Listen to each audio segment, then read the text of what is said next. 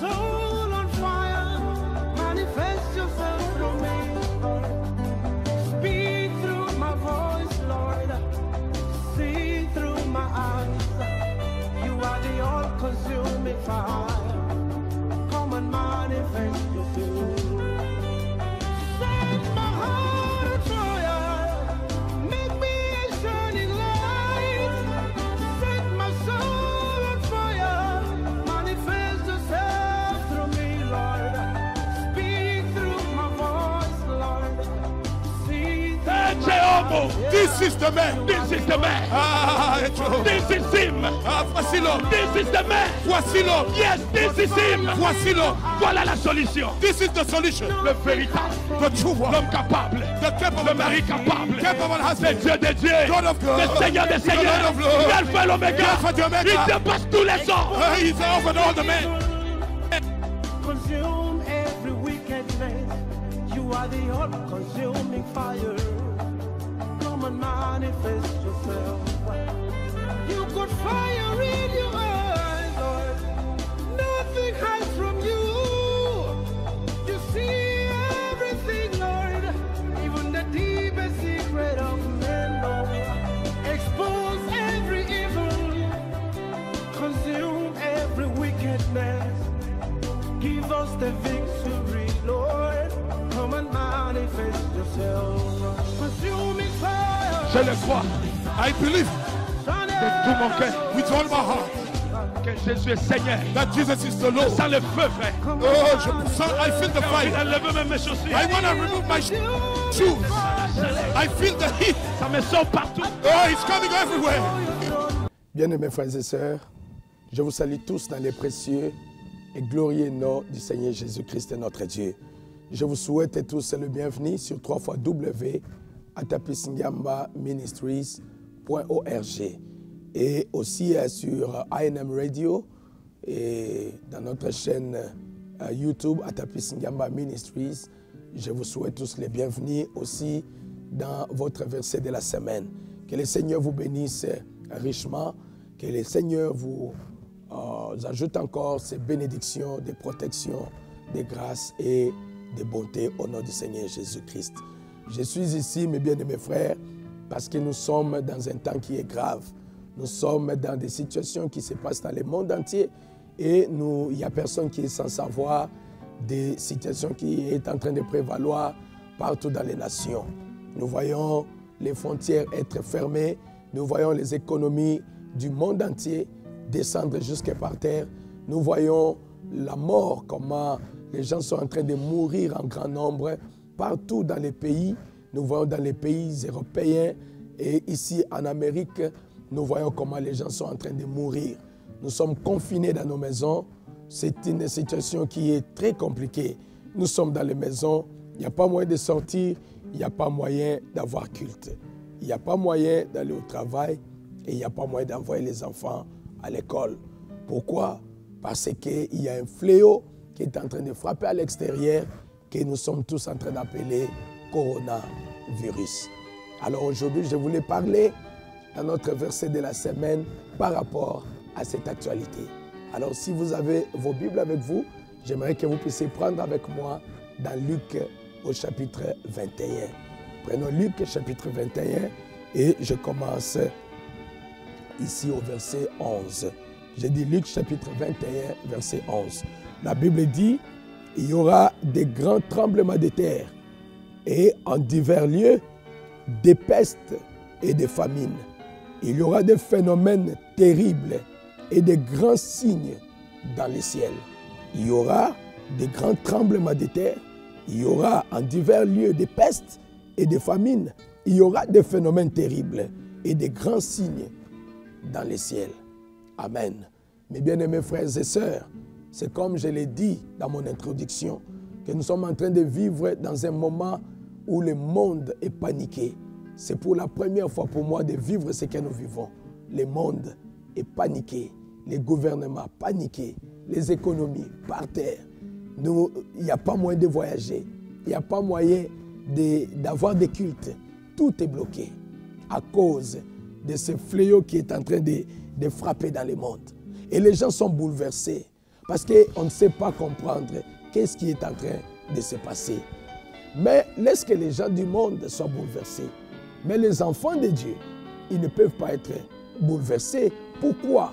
Mais parce que c'est déjà prédit dans la Bible. Amen. Vous voyez, la Bible nous dit qu'il y aura des grands tremblements. Même avant ça, la Bible parle qu'il y aura dans les jours avant que le Seigneur puisse revenir, il y aura, nous allons entendre parler de guerres, nous allons entendre parler de soulèvements. Et la Bible même nous dit, ne soyez pas effrayés. Pourquoi ne pas être effrayés? Parce qu'il faut que ces choses arrivent premièrement. Il faut qu'il y ait des guerres, il faut qu'il y ait des bruits de guerre, il faut qu'il y ait des soulèvements, il faut qu'il y ait toutes ces choses venir premièrement. Et la Bible insiste que ça ne sera pas encore la fin. Donc malgré que toutes ces choses vont arriver, mais ça ne sera pas encore la fin. Pourquoi? Parce que nous sommes en train simplement de nous avancer vers la venue du Seigneur Jésus-Christ.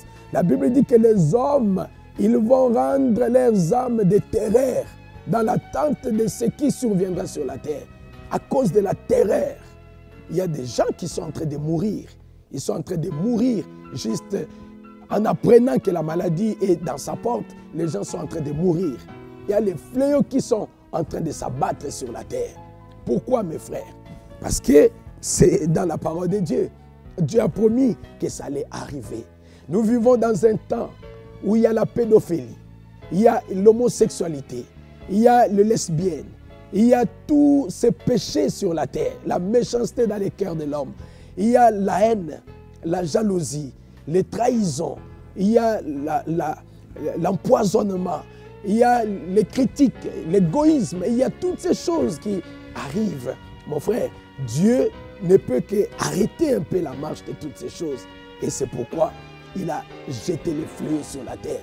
Dieu n'est pas content de comment les gens sont en train de marcher sur sa parole, comment les gens sont en train d'effacer la constitution qui est dans la Bible pour permettre qu'il y ait des homosexuels, les hommes qui partent avec les hommes, les femmes qui vont avec les femmes. Nous voyons comment le péché a atteint son comble. Alors Dieu est dans l'obligation de frapper ces pays, de frapper le monde entier avec les fléaux comme ce que nous sommes en train de voir. La Bible dit il y aura des tremblements de terre. Nous continuons à observer les tremblements de terre. La Bible dit il y aura des pestes en divers endroits et il y aura de la famine. C'est comme le coronavirus.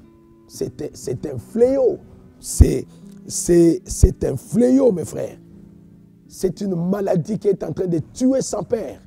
Ça tue, ça te prend aujourd'hui, dans moins de 14 jours, tu es parti. Et ça tue des milliers de personnes. Mais Dieu avait prédit qu'il y aura des pestes, il y aura de la famine. Nous pleurons pour nos frères qui sont en Afrique, qui sont partout là, dans les pays africains, là où l'économie ne peut pas permettre qu'on puisse leur donner la nourriture gratuitement ou leur donner l'argent gratuitement. Nous pleurons pour eux. Nous pleurons pour eux. Parce qu'il y a des gens qui vont périr, pas à cause de la maladie, mais simplement la famine. Il y a la famine, mes frères, qui tue les gens. Alors, nous savons que c'est dans les Écritures. Ce sont des choses qui devaient arriver. Alors, la Bible nous dit quoi? La Bible nous dit que nous ne devons pas nous effrayer. Ne soyez pas effrayés. Soyez calmes. Prenez du courage. Parce que nous devons savoir une chose, que notre Dieu est à la porte. Nous devons savoir une chose, que nous, les enfants de Dieu, ceux qui sont baptisés du Saint-Esprit, ceux qui comprennent les signes du temps, ils doivent savoir que maintenant, nous sommes sur le point de dire que notre Dieu est sur le point de retourner pour nous prendre. La Bible dit qu'il y aura des phénomènes terribles. Ce que nous sommes en train de vivre, c'est un phénomène terrible. Ça détruit les foyers, ça efface les familles, ça efface les foyers. La Bible dit qu'il y aura des grands signes dans le ciel. Nous voyons le ciel devenir nuagé, le soleil changer les couleurs. Nous voyons des choses qui arrivent. Nous voyons des choses qui apparaissent dans les nuages, sur le ciel. Ce sont des grands signes. La Bible parle des grands signes dans le ciel. Quand vous entrez dans les réseaux sociaux, il y a des choses qui se passent là-bas vers l'Iran. On nous a envoyé quelque chose sur le ciel de l'Iran. On nous a envoyé des choses qui se passent sous le ciel. Mes frères, Ce sont les signes du temps qui sont en train de s'accomplir. Alors la Bible nous dit que quand ces choses commenceront à arriver, redressez-vous et levez vos têtes parce que votre délivrance approche. Notre rédemption approche. C'est bientôt le temps où nous allons rentrer dans la maison. Nous sommes un peuple heureux de vivre pendant l'accomplissement de la prophétie de Luc chapitre 21. Et nous devons dire merci à notre Dieu pour cela. Mais quelle est la solution? Qu'est-ce que nous allons faire par rapport à ces virus, par rapport à ces fléaux? Qu'est-ce que l'épouse doit faire? Qu'est-ce que toi, en tant qu'enfant de Dieu, tu dois faire? Qu'est-ce que nous devons faire? La Bible nous dit au verset 36, « Veillez donc et priez en tout temps, afin que vous ayez la force d'échapper à toutes ces choses qui arriveront et de paraître debout devant le Fils de l'homme. » Donc la seule solution à ces fléaux, la seule solution à ces choses qui arrivent, c'est que nous devons prier, nous devons veiller. Veiller, ça veut dire quoi? Nous devons rester dans le plan éternel de Dieu, qui est sa parole. Nous devons lire la parole comme nous venons de lire et de comprendre que ce sont les signes du temps. Ce sont les choses qui doivent arriver. Ce n'est pas encore le conseil œcuménique, mais ce sont des signes du temps qui arrivent. Mais pasteur, mais ça s'abat seulement sur les païens, mais pas sur nous qui sommes à Goshen. Mais aussi, nous sommes en train de ressentir les secousses. Parce qu'il n'y a pas moyen d'avoir les cultes, il n'y a pas moyen d'aller visiter ton frère ou ta sœur, parce que nous sommes exactement en train de vivre l'accomplissement de cette prophétie. Qu'est-ce que nous devons faire? Veiller et prier. Parce que c'est le temps de l'épreuve, c'est le temps du test, c'est le temps où, Frère Branham dit, c'est le temps où Dieu est en train de tester le monde. Il est en train de tester son peuple. Il est en train de tester l'Église. Dieu est en train de tester. Comme du temps des Luther, comme du temps des méthodistes, Dieu est en train de tester. Comme du temps de l'Église pentecôtiste, le prophète dit, « It comes for every church ». Le test vient pour chaque Église. « It comes for every person ». The testing time. Donc, ça vient pour toutes les personnes. Le temps du test, ça doit arriver. Amen. Ça doit arriver. And there is only one way that you can ever know that you are right. Il y a une seule manière pour savoir que vous êtes correct. Il dit, stay with God's eternal blueprint.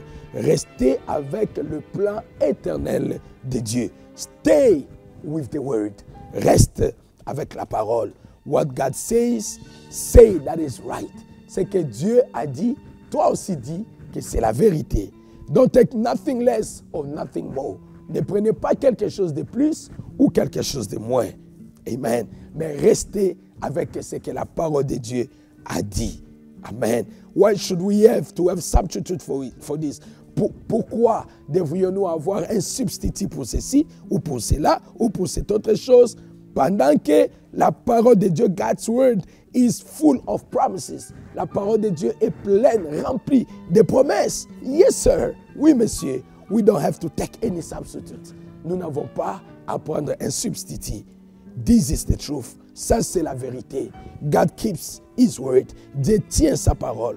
No matter how unreasonable it may seem, peu importe combien ça peut sembler, on ne peut pas raisonner, on ne peut pas comprendre ça. God keeps his word. Dieu va tenir à sa parole anyhow, n'importe comment. He certainly did. Il a certainement fait. Donc, qu'est-ce que nous devons faire? Nous devons rester dans le plan éternel de Dieu, qui est la parole de Dieu. Et la parole de Dieu dit, restons dans la prière, veillons et prions. Veillons et prions. Restons dans le plan éternel de Dieu et prions à tout temps pour que nous puissions vaincre cette situation. Parce que la prière change la pensée de Dieu. La prière, mon prophète me dit ici, dans la prédication, les œuvres que je fais, vous les ferez, porte témoin de moi. Et de 1951, je vais terminer là, il dit, that is one thing that I want you to do. C'est la seule chose, c'est une chose que je vous demande de faire pour moi. Pray for me. Priez pour moi. Because I know prayer changes things. Parce que je sais que la prière change les choses. It even changes God's mind about things. Ça change même la pensée de Dieu au sujet des choses. Amen. Change is God's program. La prière change même le programme de Dieu. Do you believe that? Est-ce que vous le croyez? God can pronounce a certain thing. Dieu peut prononcer quelque chose. It's going to be just that way. Ça sera exactement comme ça. And prayer will change his mind about that. Mais la prière changera sa pensée au sujet de la chose. It has been done. Ça a déjà été fait. Ça a déjà été fait une fois. Bienvenue sur www.atapisingamba-ministries.org. Bienvenue sur ANM Radio. Bienvenue sur Atapi Singamba Ministries TV, notre chaîne sur YouTube. Bienvenue sur Atapi Singamba dans Facebook. Bienvenue sur tous les réseaux, dans Instagram et sur Twitter et partout. Nous sommes là, recherchez-nous, le pasteur Atapi Singamba, et vous allez voir le verset de la semaine et vous allez voir les inspirations que Dieu continue à donner à son serviteur. Soyez beaucoup nombreux, abonnez-vous dans notre chaîne YouTube. Que Dieu vous bénisse richement. Restons dans la prière, tout le temps, soyons dans la prière pour que nous puissions avoir la force afin que nous puissions nous échapper de toutes ces choses qui s'abattent sur la terre. Shalom dans vos maisons.